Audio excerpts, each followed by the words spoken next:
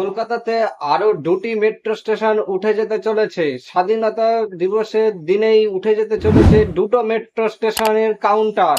সেই কাউন্টার গুলো ticket counter. ঠিক আছে, অবশ্যই পুরো ভিডিওটা দেখতে থাকুন আর জেনে নিন কোথায় উঠে যেতে চলেছে সেই টিকিট কাউন্টার গুলি। দুটো মেট্রো স্টেশন, মেট্রো কর্তৃপক্ষ এমন একটা সিদ্ধান্ত নিয়েছে যে দুটো মেট্রো স্টেশনের যে টিকিট কাউন্টার রয়েছে সেই টিকিট কাউন্টারকেই বন্ধ করে দিতে চলেছে। মেট্রো কর্তৃপক্ষ জানিয়েছে, সূত্রের খবর।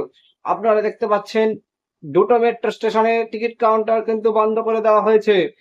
ঠিক আছে, আপনারা দেখছেন আজকে স্বাধীনতা দিবস। স্বাধীনতা দিবসের দিন থেকেই আজকে দুটো মেট্রো স্টেশনের টিকিট কাউন্টার বন্ধ। বেহালা বাজার মেট্রো স্টেশনের টিকিট কাউন্টার বন্ধ করে দেওয়া হচ্ছে কারণ ওখানে যাত্রী সংখ্যা ৮০, আর ঠাকুরপুকুর মেট্রো স্টেশনে যাত্রী সংখ্যা ১০০। তাই জন্য ওখানে টিকিট কাউন্টার বন্ধ করে দেওয়া হচ্ছে বলে সূত্রে। এতে আপনাদের কতটা অসুবিধা হতে পারে বা কতটা সুবিধা হতে পারে অবশ্যই কমেন্টে জানাবেন। এরকম হওয়াটা কতটা ভালো সেটাও কমেন্টে জানাবেন, বা কি অসুবিধা রয়েছে এরকম হওয়াতে।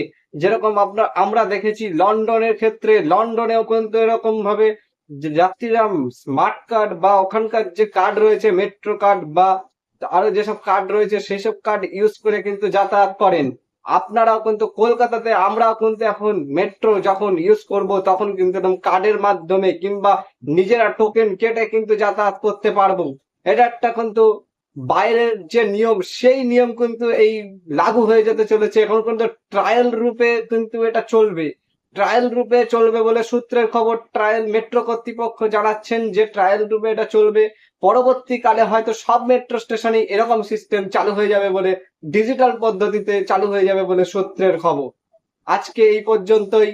দেখতে থাকুন বিরাটি ক্রিয়েশন চ্যানেলটিকে সাবস্ক্রাইব করে পাশের বেল আইকন অল করে অবশ্যই আমাদের চ্যানেলে চোখ রাখবেন পরবর্তী আপডেট গুলো পাওয়ার জন্যই।